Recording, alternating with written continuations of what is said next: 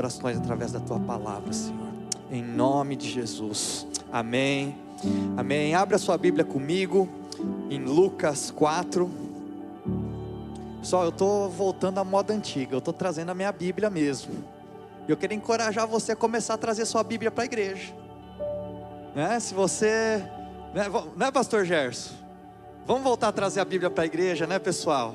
Né? Algo importante. Ó, a Tati está com a dela aqui também.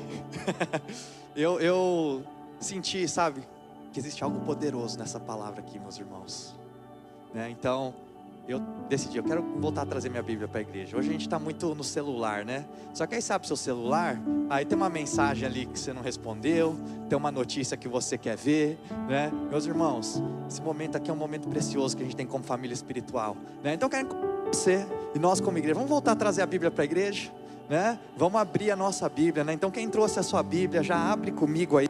Pastor Elton, temos que ter Bíblia para vender aqui na livraria. Não sei se o pastor Elton está aí, não está, desceu, né? Vamos botar, temos que ter Bíblia para vender aqui, né? Aqui na nossa igreja, né? Então, como assim, na igreja não tem Bíblia para vender aqui embaixo, né? Temos que ter Bíblia para vender aqui, gente, né? Então, quero encorajar você, vamos começar a trazer nossa Bíblia para o culto, mas abra comigo aí, se você não trouxe sua Bíblia, abra no seu celular, texto de Lucas 4, e hoje nós vamos falar sobre um tema importante, né? Tem como colocar o tema da minha mensagem aqui, de novo na tela aqui? Nós vamos falar sobre como vencer o diabo. Como vencer o diabo. Então, um discípulo de Jesus é um homem ou uma mulher de oração. É um homem, uma mulher que honra a autoridade da palavra de Jesus. E hoje nós vamos falar sobre esse livro aqui. A gente vai abrir esse livro e nós vamos falar sobre ele. Então o texto de Lucas 4:1 é um texto muito conhecido, você já deve ter visto. É uma história de Jesus e fala assim: e Jesus, cheio do Espírito Santo, voltou do Jordão e foi levado pelo Espírito ao deserto. Irmãos, esse texto aqui, ele acontece logo em seguida de Jesus ser batizado e o Espírito Santo descer sobre ele. E deixa eu falar uma coisa para você: se Jesus precisava ser cheio do Espírito Santo, eu e você precisamos ser cheios do Espírito Santo também. E esse Espírito, olha só que coisa, o Espírito levou Jesus ao deserto para ele ser tentado. É isso que está falando aqui no que a gente acabou de ler. Jesus, ele não havia comido durante aqueles dias, ele estava jejuando, e no final do jejum, e ele estava sem comer há 40 dias, nós temos o versículo mais óbvio da palavra de Deus, que fala que Jesus teve fome. Mas deixa eu falar uma coisa para vocês, meus irmãos, o óbvio também precisa ser dito, porque se o óbvio não é dito, muita gente não vai entender o contexto dessa história aqui, né? Então deixa eu te explicar um pouco, antes da gente continuar lendo o texto, o que está acontecendo aqui. Você tem que entender, e eu quero que você saia daqui nessa manhã com a clareza, de que você tem um adversário. Se você não entender que você tem um adversário, você não vai entender porque você precisa de uma arma. Eu nunca fui um cara de brigar, né? Eu nunca entrei em muitas brigas. Na verdade, assim, eu fiquei tentando me lembrar, né, quando eu estava pensando nesse estudo aqui, se alguma vez na minha vida eu entrei numa briga de porrada, né? E se eu, vou falar uma coisa para vocês hoje, se eu fosse entrar numa briga de porrada hoje, com certeza não brigaria com o Danilão, né? Porque ele é o dobro do meu tamanho aqui. Eu pegaria alguém mais tipo o Lee, assim, ó, que estava aqui. Tô brincando. Mas eu não me lembro. Eu fiquei lembrando assim, qual foi uma vez que eu briguei de porrada? Não aconteceu. O Silão tem cara que dava uns fight aí, né, Silas? Eu tô brincando. Cara de corintiano, igual eu, né? Mas aí eu me lembrei de uma coisa. Eu sempre fui músico, né? E eu gostava muito de rock. E aí eu lembro que eu fui uma vez, estava morando, passando um tempo lá fora nos Estados Unidos. E aí eu fui num festival de rock cristão lá, rock hardcore. Aí, meus irmãos, tava lá curtindo o show, na boa. E aí não sei se vocês sabem, se alguém aqui já foi em show de rock, né? Mas a maioria aqui, todo mundo é crente, então ninguém nunca foi. Então vou explicar para vocês o que acontece, viu, gente, tá? Então assim, se você já foi num show de rock, meus irmãos, a galera é meio violenta nesses shows aí, entendeu? E o que acontece? Eles começam a fazer um negócio que chama mosh pit, né? Que é o quê? É meio que um círculo assim, começa a rolar no meio da plateia e a galera começa a se bater.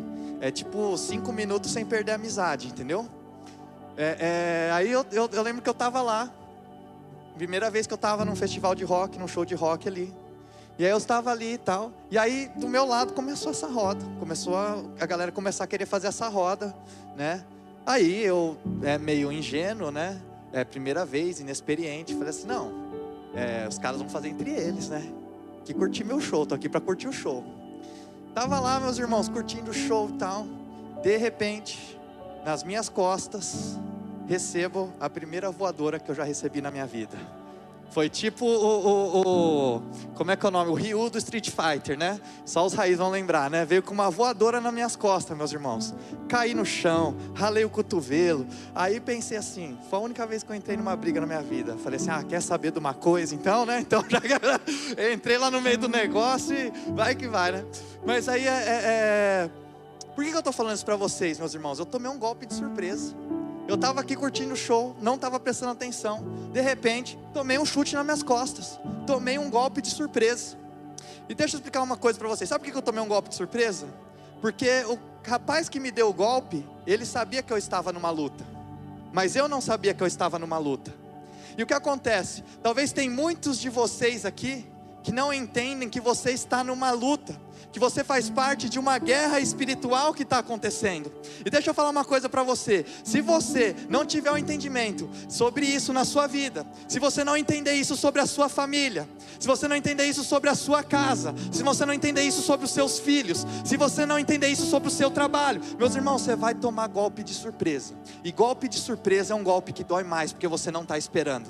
Mas se você está aqui hoje, se você já aceitou Jesus na sua vida, ou se você também não aceitou, deixa eu te falar uma coisa, meu irmão: existe uma batalha acontecendo, existe uma luta acontecendo. E se você não prestar atenção no que nós vamos falar aqui hoje, você vai tomar um golpe de surpresa. Então é uma mensagem de 2 pontos. E o primeiro ponto que eu quero falar para vocês hoje: você tem um inimigo. Vira para quem está do seu lado e fala assim: você tem um inimigo. Você está vivendo a sua história, meus irmãos, e a sua história tem um vilão. Talvez você é novo na igreja, talvez você é novo na fé, mas deixa eu te falar uma coisa: todos nós temos um inimigo. E esse inimigo, ele aparece na palavra de Deus com diferentes nomes. Se a gente voltar para o livro de Ezequiel, quero dar para vocês uma rápida sobre Satanás aqui. Deus, ele no início, originalmente, ele criou todos os anjos, seres angelicais. E Deus os chamou de hostes celestiais, que é o que? O exército de Deus. Todos esses anjos serviam e adoravam a Ele. Agora, alguns teólogos, e eu também penso dessa maneira, a gente entende que Satanás, originalmente chamado de Lúcifer, ele seria um dos 3 anjos que estariam em cargos de comando desse exército. E aqui que está o que aconteceu. O pecado mais mortal que pode entrar no coração de alguém, entrou no coração de Lúcifer. É o pecado do orgulho. E aí o livro de Ezequiel nos fala que Lúcifer, então, ele não queria adorar a Deus, mas ele queria ser adorado como Deus. A palavra nos fala que ele não queria obedecer ordens, ele queria dar ordens. Que ele não queria ficar em volta do trono do Cordeiro, ele queria se sentar no trono do Cordeiro. Então Lúcifer decidiu se rebelar contra Deus. E o livro de Apocalipse nos fala que 1/3 do exército de anjos se rebelou com ele em provocação ao Deus vivo. E essa luta durou 1 milésimo de segundos. Então, se alguém, ou se você alguma vez se perguntar: quem é Satanás? Quem são os demônios? São anjos caídos. Eles começaram como anjos, e agora eles são anjos caídos que vivem em condenação e rebelião contra o nosso vivo Deus. E Satanás, ele vai aparecer na Bíblia com diversos nomes: pai da mentira, príncipe desse mundo. Um desses nomes, Satanás, que vem da palavra hebraica Satã, que significa adversário ou oponente. A palavra usada aqui em Lucas, no texto que a gente acabou de ler, é diabo, que vem da palavra grega diabolos, que significa difamador ou acusador. E o que isso significa? já sentiu aqueles sussurros, aqueles pensamentos que pintam na sua cabeça, que ficam te perguntando: quem você pensa que é? Aquele pensamento que fala para você assim: você não presta para nada. Aquele pensamento que vem para você e fala assim: você nunca vai conseguir. Aquele pensamento que fala assim: você acabou com tudo. Aquele pensamento que vem para você e fala assim: ninguém te ama. Não sei se já teve aquele pensamento que fala assim: Deus te odeia. Ou você vem aqui na igreja e vem aquele pensamento: Deus, Ele está enjoado com as suas atitudes. Como que você tem coragem de vir aqui na igreja e ainda levantar suas mãos para adorar? Quem você pensa que é? Ou aquele pensamento que fala assim: ninguém aí gosta de você, só querem se aproveitar de você. Esses sussurros, meus irmãos, esses sussurros são o diabo. Ele é um difamador, ele é um acusador. Mateus 4, quando fala sobre a mesma história que estamos lendo aqui, vai falar sobre o diabo sendo o tentador. Mas o Evangelho de João, ele vai nos dizer que existem somente 3 coisas que ele quer fazer, que o diabo quer fazer. Eu preciso que você preste atenção nisso daqui. Na sua vida, na sua família, no seu legado. Existem 3 coisas que o diabo quer fazer na sua vida. Ele quer roubar, ele quer matar e ele quer destruir. Ele quer roubar, meus irmãos. Ele quer tirar da sua vida qualquer respingo de glória. Ele quer tirar da sua vida qualquer coisa boa que está acontecendo na sua vida. Ele quer roubar. Ele também, ele quer matar. E matar aqui está literalmente matar. Isso não é uma analogia. O diabo, ele quer te matar. O diabo, ele quer matar os seus filhos. O diabo quer matar a sua família. Ele quer você morto, meus irmãos. Eu li um comentário de teologia que falava assim, que Satanás, ele quer ver a cabeça dos seus filhos em um prato de prata, e ele quer rir enquanto você chora e lamenta por eles. Não é uma piada isso daqui que nós estamos falando aqui hoje. É a realidade. E ele quer também destruir. Ele quer destruir a sua vida, ele quer destruir a sua família, ele quer destruir a sua descendência. Mas acima de tudo, ele quer destruir a sua fé. O diabo está vindo atrás da sua fé. Talvez você seja novo na fé, e a gente talvez tenha falado pouco sobre isso na igreja. Você fala assim: ah, pastor Tiago, eu não sei se eu acredito nisso tudo, sobre diabo e demônios. E aqui que está o negócio, meus irmãos. Você pode não acreditar em gravidade, você pode não acreditar em gravidade. Ainda assim, se você pegar um copo e jogar no chão, esse copo vai quebrar. Você pode não acreditar nele, mas deixa eu falar uma coisa para você aqui hoje: ele acredita em você. E se você não entender a realidade dele, você pode tomar um golpe de surpresa. Já em contrapartida, tem alguns aqui que são abertos demais a espíritos. Você sabe que uma das coisas que tem mais crescido hoje em rede social, em pesquisa, é bruxaria, ocultismo, espiritismo. A hashtag witch, que é bruxa em inglês, tem mais de 2 bilhões de impressões no TikTok. Está crescendo de maneira meteórica. Sabe, você talvez tenha aquele pequeno cristal na sua casa, né? Você fala assim: ah, porque eu sou uma pessoa espiritual. Deixa eu falar uma coisa para você, irmão. Satanás, ele ama que você seja uma pessoa espiritual. Porque se você é genericamente uma pessoa espiritual, então você não é somente aberto ao Espírito Santo, mas você é aberto também ao que a palavra de Deus chama de espíritos imundos, que é como a Bíblia chama de Satanás e demônios. Então você está se perguntando aqui: esse negócio de bruxaria, ocultismo, cristais, essas coisas são reais? Sim, meus irmãos, são reais, e é tudo demoníaco. Outro dia eu estava conversando com uma moça, que ela participou da Umbanda por muito tempo, da macumba e tal. E ela estava passando por um período de frustração com Deus. Sabe por quê, meus irmãos?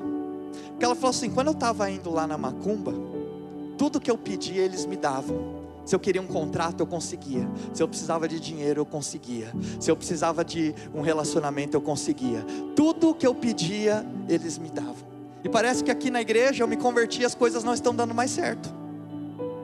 Sabe por quê, meus irmãos? Nós vamos ler aqui no texto. Sabe quem que é o príncipe desse mundo?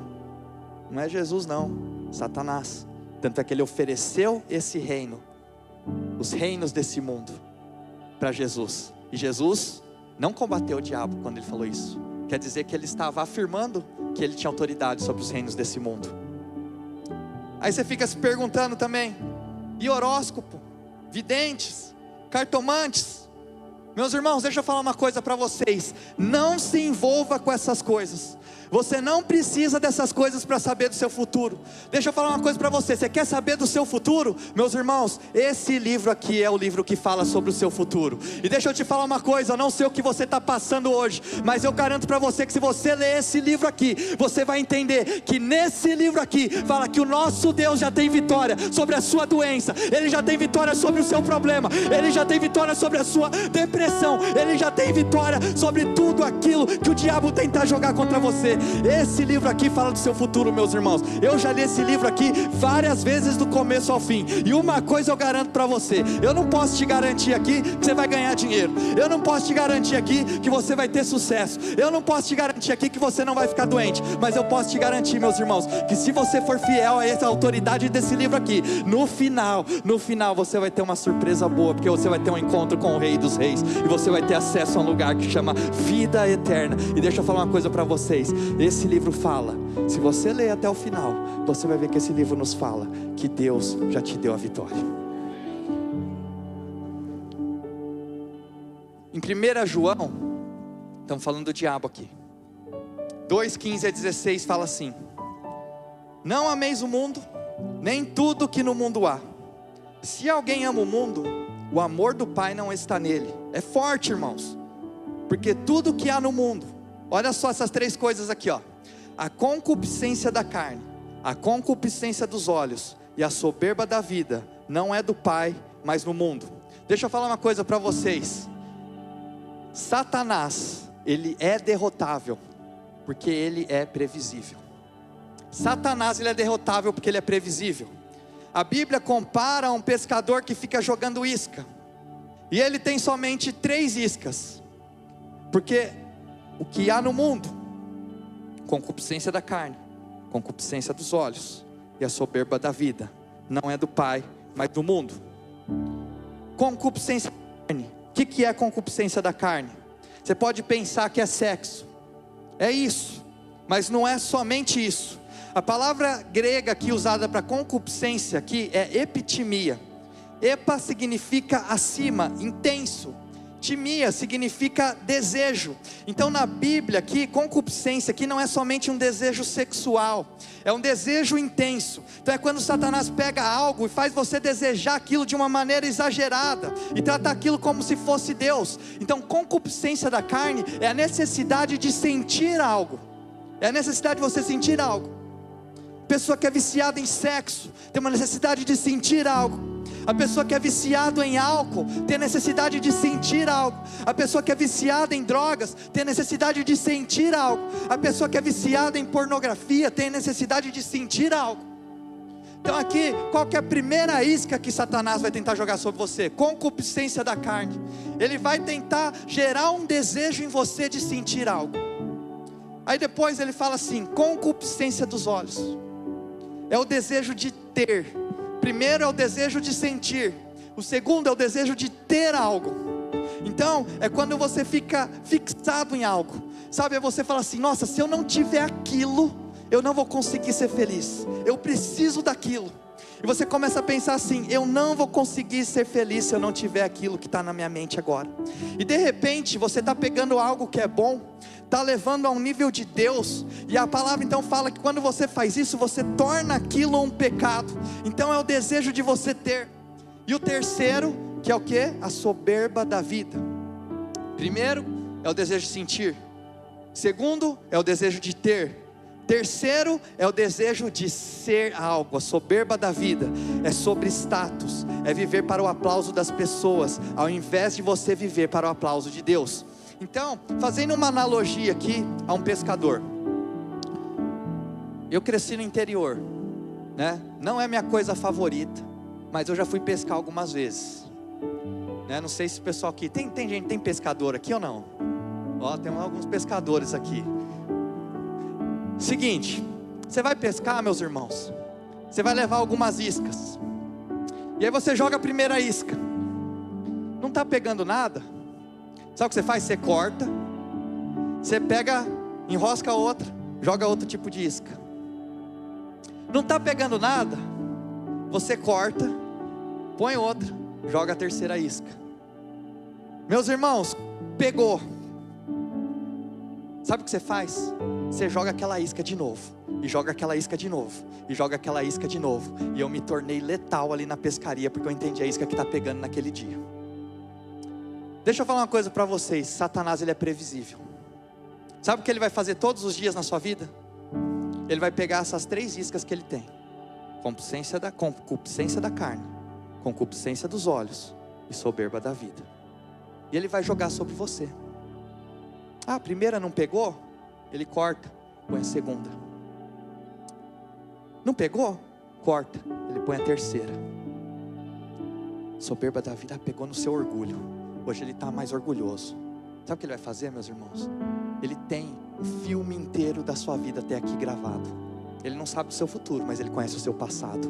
Ele sabe as suas fraquezas, ele sabe onde você errou. Ele já viu esse vídeo milhares de vezes. Ele vai jogar isca sobre você.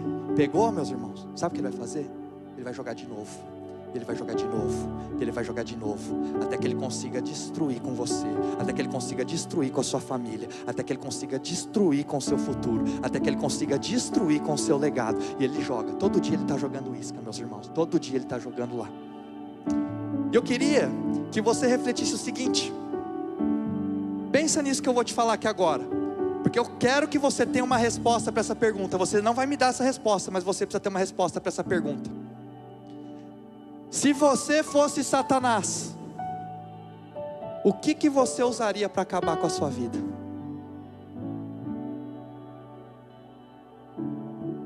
Se você fosse Satanás, o que você usaria para acabar com você mesmo?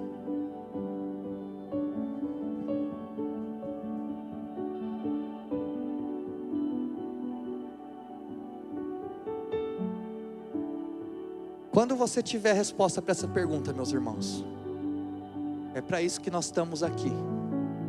Comunhão, família espiritual. Você precisa compartilhar isso daí com seus irmãos, seu grupo de discipulado. Fala, meus irmãos, eu preciso de ajuda nessa área aqui. Porque eu fiquei pensando, se o diabo um dia quiser me destruir, ele vai vir nessa área aqui da minha vida. Se o diabo quiser destruir com a minha fé, ele vai vir um dia nessa área aqui da minha vida. Eu não sou perfeito e eu preciso da ajuda dos meus irmãos aqui. Eu estou aqui, meus irmãos. Eu preciso da sua oração. Eu preciso da sua ajuda. Eu sou falho. Eu vou errar em algum momento com vocês. Eu erro com a minha esposa. Eu erro com meu filho. Eu erro com líderes aqui dessa igreja. Eu preciso da sua oração. E eu preciso da sua ajuda. Porque quando a gente faz isso, meus irmãos, a gente tira os pontos cegos para que Satanás não tenha autoridade na nossa vida. Então deixa eu falar uma coisa para você. A primeira decisão que você tem que sair daqui hoje é: eu não vou andar sozinho. Eu não vou andar sozinho. Meu irmão, isso aqui é um lugar de vulnerabilidade. Você não precisa ter vergonha do que você está passando, não. Você não precisa ter vergonha do erro que você teve, não. Você não precisa ter vergonha do que você está sentindo. Meus irmãos, a gente é família. Nós estamos aqui para cobrir um ao outro em oração. Hoje eu vou orar por você, amanhã é você que está orando por mim. E é assim que funciona. Nós precisamos um dos outros. Meu irmão, seja vulnerável. Se você não é vulnerável, eu não vou saber o que está acontecendo na sua vida. Eu não vou conseguir te cobrir em oração. Eu não vou conseguir te ajudar. Eu não vou conseguir estender a mão sobre você. Você não precisa ter medo. Você não precisa ter vergonha. Tira o que está do seu coração. Você não precisa passar por isso sozinho. Nós estamos aqui, não é à toa que Deus fala que essa aqui é a família de Cristo. Nós somos família, meus irmãos. A gente precisa um dos outros. Eu preciso de você, você precisa de mim, e nós estamos juntos nessa caminhada. Saia daqui hoje. Eu não vou andar sozinho. Deixa eu falar uma coisa para você. Vocês já passaram andando numa rua escura que parece que vai sair alguém da esquina eu vi um vídeo esses dias, né? Tô até lembrando aqui, é engraçado esse vídeo, né? O cara, tá vindo umas crianças ali assim, é como se aqui tivesse um muro, né? Tá vindo umas crianças ali de bicicleta e tal. Aí o cara, ele vem aqui assim, não, Ele aparece aqui assim para as crianças, aí os caras fazem barulho de tiro, como se ele tomasse 3 tiros. As crianças saem correndo assim, como parece estar correndo nas Olimpíadas, que nunca viram o negócio na vida, né? Deixa eu falar uma coisa para você. Você está passando numa rua escura, meu irmão, de noite, 2 horas da manhã. Você quer andar sozinho naquela rua lá? Você tem coragem de andar sozinho naquela rua lá? Uma rua perigosa. Você tem coragem? Mas tem muita gente aqui fazendo isso. Porque deixa eu falar para você. Talvez a pessoa veio do interior aqui para São Paulo, aí ela fica andando com o celular na mão na rua. Você fala assim: meu irmão, não faz isso, você está andando com o celular na mão, né? Tem gente aqui que quer roubar esse celular aí. Deixa eu falar uma coisa, eu estou aqui para te fazer esse aviso hoje, meu irmão. Tem um inimigo querendo te roubar, tem um inimigo querendo te destruir, tem um inimigo querendo te matar, e você está andando sozinho aí, você está dando brecha. Ele não fez nada até agora, meu irmão, mas a hora que ele fizer, você não sabe o que vai acontecer na sua vida. Eu estou aqui hoje para te dar um alerta. Você tem um inimigo, mas não estou aqui só para te dar um alerta, não. Quero entrar no segundo ponto da minha mensagem. Como nós lutamos contra ele. Efésios 6 é um texto muito conhecido na Bíblia, que vai falar sobre a armadura de Deus. Quero ler rapidamente aqui para vocês. Fala assim: nos demais, irmãos meus, fortalecei-vos no Senhor na força do seu poder. Revesti-vos de toda a armadura de Deus, para que possais estar firmes contra as astutas ciladas do diabo. Falando para homens aqui. Tem muitos homens que estão na igreja faz tempo, ou talvez é uma das suas primeiras vezes na igreja, e às vezes pode parecer que esse negócio de igreja aqui é muito soft. Muito soft. Fala assim: parece que o trabalho de homens é sentar em círculo e falar sobre sentimentos e cantar uma música. Meu irmão, você entendeu o que a gente acabou de ler aqui? Você está entendendo isso aqui? Isso aqui é linguagem de guerra, irmão. Está falando sobre a armadura aqui, sabe? Deus, Ele quer você salvo, homem. Ele não quer você fraco, não. Ele quer você salvo, Ele não quer você fraco. Nós estamos em guerra, e a palavra aqui está falando que a gente precisa se manter firme, e a gente nos posicionar contra o verdadeiro inimigo. E aí ele continua no versículo 12: porque não temos que lutar contra carne e sangue, mas sim contra principados e contra as potestades, contra os príncipes das trevas desse século, contra as hostes espirituais da maldade nos lugares celestiais. No versículo 13 ele continua: portanto tomai toda a armadura de Deus, para que possa resistir no dia mau, e havendo feito tudo, fica firme. Então, tendo o quê? Lombos com a verdade. Vestindo o que? Couraça da justiça. Vestindo o que? O calçados, os pés da preparação do evangelho da paz. Tomando sobretudo o que? O escudo da fé, para o qual podereis apagar todos os dardos inflamados do inimigo. Tomai também o que? O capacete da salvação. E o último, a espada do Espírito, que é a palavra de Deus. Olha só que interessante isso daqui, meus irmãos. Você reparou? Tudo que aparece aqui nessa armadura é defensivo. Tem uma arma só.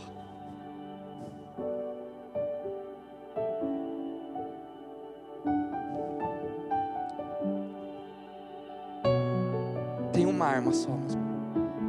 Só tem uma arma ofensiva contra o diabo na sua vida.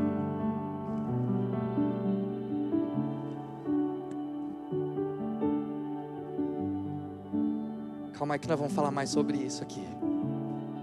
Voltando para Lucas. O diabo fala no versículo 4:3: se tu és o filho de Deus, diz para essa pedra que se transforme em pão. O que Satanás vai mais tentar fazer na sua vida, se tu és o filho de Deus, ele vai tentar você questionar a sua paternidade com Deus, como você sendo filho ou filho de Deus. O que ele está fazendo aqui? Ele está jogando a isca, concupiscência da carne.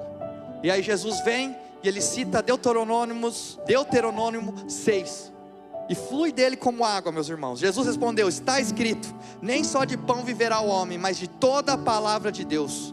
E o diabo, levando ele para um alto monte, mostrou-lhe no momento todos os reinos do mundo, e disse-lhe o diabo: dar-te-ei todo esse poder e sua glória, porque a mim foi entregue e dou a quem quero. Que eu falei, ele é o príncipe desse mundo. E ele fala: Jesus, eu sei que você quer ter todas essas coisas aqui, você pode ter todos esses reinos, você pode ter tudo, O que ele está fazendo aqui? Concupiscência dos olhos, gerando em Jesus um desejo de ter. Aí no versículo 8 ele fala, Jesus respondeu, disse-lhes, vá para trás de mim, Satanás, porque está escrito, adorarás o Senhor ser Deus, e só a Ele servirás. Levou-o também a Jerusalém, e pô-lo sobre o pináculo do templo, e disse, se tu és o Filho de Deus, lança-te daqui, porque está escrito, mandará os seus anjos acerca de ti, que te guardem, e que te sustentem nas mãos, para que nunca tropeces com teu pé em alguma pedra.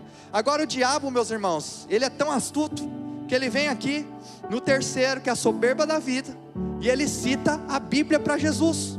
Ele está falando assim, Jesus, você citou, está escrito 2 vezes para mim já, né? Você entendi o jogo que você está jogando. Então eu também jogo esse jogo aí. Eu também posso citar as escrituras. Meus irmãos, quero pedir sobre a vida de cada um de vocês aqui, que venha um discernimento dos céus. Porque não é todo versículo, não é toda pessoa que usa versículo que é alguém falando de Deus na sua vida não, meu irmão. Em nome de Jesus, que Deus te dê discernimento, para que o diabo não use nem mesmo a palavra dele, para distorcer emoções e sentimentos dentro da sua vida. Você precisa ter discernimento e sabedoria. Nem tudo que usa a palavra de Deus está vindo de Deus, meus irmãos. Precisamos ter um entendimento correto sobre essa palavra aqui. E aí Jesus, terceiro ponto então, soberba da vida. As 3 iscas que ele usa com nós, foi as 3 iscas que ele usou com Jesus também. E aí ele chega aqui, Jesus fala para ele, está escrito, não tentarás ao Senhor teu Deus. Meus irmãos, 3 vezes Jesus é tentado. 3 vezes Jesus declara, está escrito. Meus irmãos, há poder na palavra de Deus. Há poder na palavra de Deus, meus irmãos. Deus tem um plano para abençoar a sua vida. O diabo tem um plano para amaldiçoar a sua vida. E você vai decidir qual plano você quer seguir. E eu preciso te preparar para isso. Porque existe a palavra e existe o mundo. Deus, ele quer abençoar a sua vida através da palavra. O diabo, ele quer amaldiçoar a sua vida através do mundo. Mas deixa eu falar uma coisa para vocês então. A bênção de Deus sobre nós, ela não vem sobre pessoas, ela vem sobre um lugar. O lugar da bênção de Deus é o lugar debaixo da autoridade da palavra de Deus. Você quer a sua casa abençoada? Você quer a sua família abençoada quando você estiver debaixo da autoridade dessa palavra? Quando você sai desse lugar debaixo da autoridade da palavra, você vai para o lugar de amaldiçoar do mundo. Então você tem que escolher qual lugar eu quero estar. Eu quero estar debaixo da obediência, autoridade dessa palavra. Se eu não estou nesse lugar, eu estou debaixo do lugar do mundo. E deixa eu falar uma coisa para você, meus irmãos. Esse livro que eu estou segurando aqui, ele é um livro especial, meus irmãos. Esse livro aqui, ele contém 66 livros diferentes dentro dele. Ele é organizado em 1189 capítulos diferentes. Ele é subcategorizado em 31.102 diferentes versos, escrito por 40 diferentes escritores. Mas sabe quantos autores? Um autor, meus irmãos. Todo o texto nessa Bíblia, nesse livro, foi soprado por Deus e pelo seu Espírito. Ele é divinamente inspirado. Céu e terra passarão, mas as minhas palavras jamais passarão. Essa é a promessa que Ele faz para nós. Céus e terra vão passar, meus irmãos, mas a palavra de Deus jamais passará.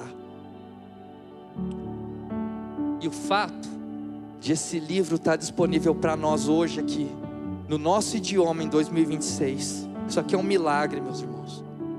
Isso aqui chegou para nós através do sangue de muitos mártires. Esse livro aqui, ele só está disponível para nós porque homens e mulheres pagaram um preço com suas vidas para que esse livro chegasse até você. Deixa eu te falar um pouco aqui. Hoje a pregação está um pouco mais comprida, mas é uma pregação importante para você. É uma pregação importante para o resto da sua vida. Quero falar para vocês só um pouco da história da igreja. Em torno de 1500, existia um grupo de cristãos franceses chamado Huguenotes. E o governo secular francês tomou uma decisão de erradicar esse grupo. eles mantiveram suas convicções, e eles não se dobraram perante essa direção do governo francês. Então novamente, céus e terra irão passar, mas a palavra permanecerá. O governo francês passou, meus irmãos, mas a palavra de Deus sobreviveu e avançou. E hoje, no lugar onde tentaram matar eles, existe um monumento para esses franceses cristãos, que diz: a palavra de Deus é o martelo que quebra a rocha. E você vai ver, por toda a história, o diabo e o mundo têm tentado destruir esse negócio aqui, e o que tem acontecido é que o martelo tem quebrado a rocha, mas a palavra de Deus tem permanecido. Deixa eu falar para vocês, no Império Romano, teve um imperador chamado Diocleciano. Ele odiava cristãos, mandou matar e botar fogo em todo cristão, e toda a Bíblia fosse queimada. Ele queria esse livro destruído. Deixa eu falar para vocês, 300 anos para frente, meus irmãos, o imperador Constantino dobrou seus joelhos para o senhorio de Jesus Cristo e estabeleceu o cristianismo como a religião oficial do Império Romano. A palavra de Deus é o martelo que quebra a rocha. Mais para frente, meus irmãos, século 16, um cara chamado William Tyndale, na Grã-Bretanha, ele dedicou a sua vida para traduzir a Bíblia do grego para o hebraico, do latim para o inglês. Mas o rei da Inglaterra odiava o que ele estava fazendo, então ele decidiu perseguir e matar William. Eventualmente, quando William for morto, ele falou assim: Deus, abre os olhos do rei da Inglaterra. E se você já ouviu falar da versão King James da Bíblia, você sabe como que Deus respondeu a oração desse homem, porque a palavra de Deus é o martelo que quebra a rocha. Meus irmãos, chegando no século 18, quem aqui já ouviu falar de um francês filósofo chamado Voltaire? Ele odiava a Bíblia. Ele fez uma previsão que dentro dos seus 100 anos de vida, ninguém mais se lembraria da Bíblia aqui na terra. Meu irmão, deixa eu falar uma coisa para vocês. Deus, ele é irônico de certa maneira, né? A região onde esse homem nasceu virou um centro de impressão da Bíblia no século 19, porque a palavra de Deus é o martelo que quebra a rocha. E deixa eu falar para vocês, alguns anos atrás, no Canadá, eles introduziram uma lei para criminalizar o ensino de certas partes da Bíblia. E eu falei com um amigo que mora lá e perguntei se é verdade isso. Ele falou que sim. Falou que se você podia pegar até 2 anos de prisão se essa lei ela passasse. Eu perguntei: o que você vai fazer? Ele falou assim: se essa lei passar, meu irmão, eu vou fazer ministério de dentro da prisão. Deixa eu falar uma coisa para vocês. Você pode dedicar a sua vida para essa palavra, para as promessas que estão nessa palavra aqui, porque céus e terra passarão, mas a palavra de Deus permanecerá. Nenhuma palavra desse livro vai passar, meus irmãos. A verdade dessa palavra, toda a promessa desse livro é sim e amém, através do sangue de Jesus Cristo. Você percebeu que quando Satanás ele chegou para Jesus com os ataques, falou: faz isso aqui. Jesus não chegou e falou assim: calma aí, deixa eu abrir o chat GPT aqui para ver se tem algum versículo que fala sobre isso aqui. Meu irmão, fluiu de Jesus como água. Ele tinha tudo na ponta da língua. Aí você vai falar assim: eu entendi onde você está querendo chegar. Você está falando sobre memorizar versículo, mas memorizar é muito difícil. Meu irmão, Elton, qual que é a escalação do Corinthians? Você fala aqui sem piscar, não fala? Elvio, qual que é o seu número de telefone? Você sabe de decor, não sabe?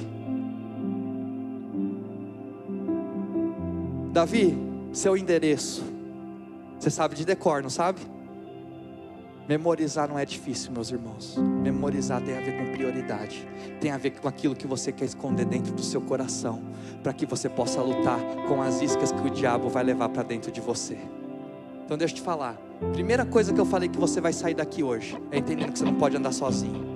Segunda coisa que você vai sair daqui hoje, nós vamos ser uma igreja que a gente vai ter a palavra de Deus na ponta da língua, tá? Então a partir de hoje, a cada 15 dias, isso vai ser feito através dos grupos de discipulado, porque você tem que estar num grupo de discipulado. Nós vamos lançar a cada 15 dias um versículo para a nossa igreja toda decorar, e nós vamos decorar esse versículo junto. Decoramos, daqui 15 dias nós vamos decorar outro. Meus irmãos, a gente vai ter as armas para lutar com o inimigo na ponta da nossa língua. Nós vamos declarar a palavra de Deus. Essa é a segunda coisa que a gente vai fazer, meus irmãos.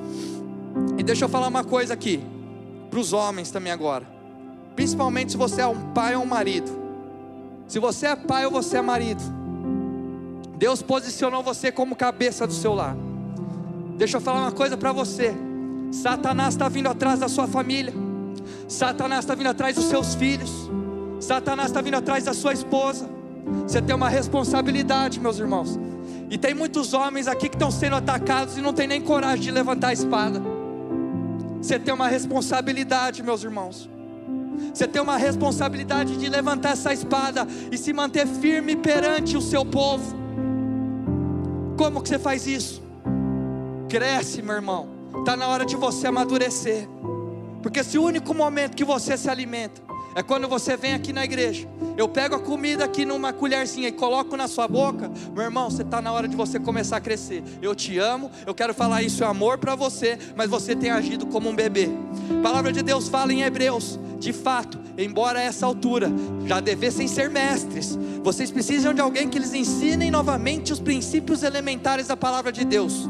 Estão precisando de leite e não de alimento sólido. Quem se alimenta de leite ainda é criança e não tem experiência no ensino da justiça. Mas o alimento sólido é para adultos, os quais pelo exercício constante tornam aptos para discernir tanto bem quanto mal. Meus irmãos, o que esse texto aqui está falando?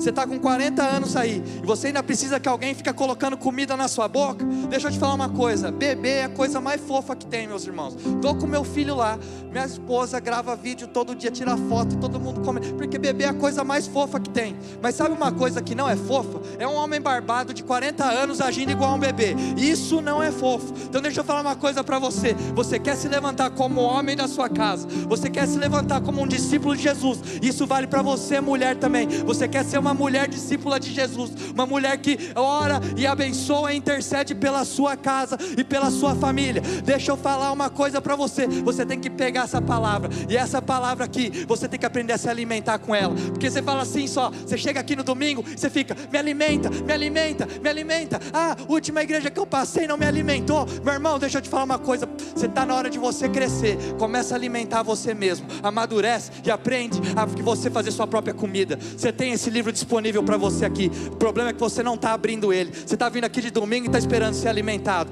Deus está falando para você hoje: a arma que você tem para proteger a sua família é a palavra de Deus. Isso aqui tem que ser prioridade na sua semana. Isso aqui tem que ser prioridade no seu dia. Isso aqui tem que ser prioridade na sua vida, meus irmãos. Você quer proteger a sua família? Não é ganhando mais dinheiro, não. Não é só trabalhando mais. Não é só... Isso aqui, meus irmãos, isso aqui é a coisa mais preciosa que a gente tem aqui nessa terra. É a palavra do nosso Deus. Te amo, meu irmão. Mas cresça e aprenda a alimentar a si mesmo a partir de agora. Abre essa palavra aqui, vai estudar essa palavra, vai ler, vai meditar nessa palavra, vai ter tempo de oração na casa de Deus. Pode colocar só os dados aqui, nem vou ler esses dados. Isso aqui é uma pesquisa que foi feita para cristãos, analisaram em torno de 200 mil pessoas, falando a diferença que faz a pessoa que lê a Bíblia mais de 4 vezes por semana. Tanto de coisa que muda na vida de alguém quando ela lê a Bíblia mais de 4 vezes por semana. Quando a palavra e não o mundo se tornar prioridade na sua vida vai começar a mudar. Forma prática então, meus irmãos. Isso aqui não é uma palavra emocional que eu quero falar para vocês. Eu quero que você saia daqui hoje com coisas práticas para fazer. Primeiro, você precisa de um plano de leitura bíblico anual. Nós temos o plano de leitura bíblica do Relevância aqui. Vou pedir para o Iago ficar responsável de subir isso aí na nossa rede social novamente. Quem não começou ainda dá tempo. Meus irmãos, você precisa ler isso daqui. Pega, se você não sabe, pega o nosso plano de Bíblia anual, lê essa Bíblia aqui. Se você não quer ler o nosso, tem outros aí na internet, pode pegar também, né? A gente não é vaidoso em relação a isso. Segunda coisa, todo ano agora nós vamos ter uma leitura anual da nossa igreja de um livro que a gente entende que vai trazer crescimento para a nossa família espiritual. Esse é o livro desse ano, meus irmãos, Espiritualidade que Transforma, tá? Nós falamos com a editora que imprime esse livro, compramos aí mais de 100 livros, porque eu quero que toda a família leve um livro desse para casa, porque nós vamos ler esse livro juntos esse ano, nós vamos estudar esse livro juntos esse ano. Pastor Elton já está com o livro lá embaixo, Se você for comprar na editora, tá R$75. A gente fez uma negociação lá para conseguir vender para vocês por 50 e poucos reais. Então a gente trouxe mais barato do que você comprar com a própria editora esse livro aqui. E aí ao final do ano nós vamos ter uma série de mensagens em cima desse livro. Então eu quero encorajar você hoje. Sai daqui, já compra esse livro aqui. Leia um capítulo por dia, um capítulo por semana. Eu não sei o que Deus colocar no seu coração, mas nós vamos ler esse livro, vamos estudar esse livro juntos, tá? Terceira coisa, sala de oração, meus irmãos. Nós começamos a sala de oração essa sexta-feira. Foi poderoso. Quem que estava aqui na sala de oração essa sexta-feira? Foi poderoso, não foi, meus irmãos? Tem que estar aqui, meu irmão. Você tem que vir aqui, nem que se for uma vez por mês nessa sala de oração. Você tem que dedicar tempo em oração, gastar tempo aí orando pela sua casa, pela sua família, orando pela sua igreja. Nós vamos gastar tempo em oração juntos. Então, nós vamos ler a Bíblia, nós vamos ler o livro, nós vamos orar, né? E as duas coisas que eu falei antes, você não vai andar sozinho esse ano. Você precisa entrar num grupo de discipulado também. Se você ainda não faz parte de um grupo de discipulado, a partir desse ano, você precisa entrar e fazer parte. Porque hoje você está entendendo aqui que tem um inimigo à sua volta, querendo te atacar. Mas nós estamos te mostrando como se defender e como que a gente pode derrotar o diabo na nossa vida. Fica de pé no seu lugar. Queria já chamar os pastores aqui para frente.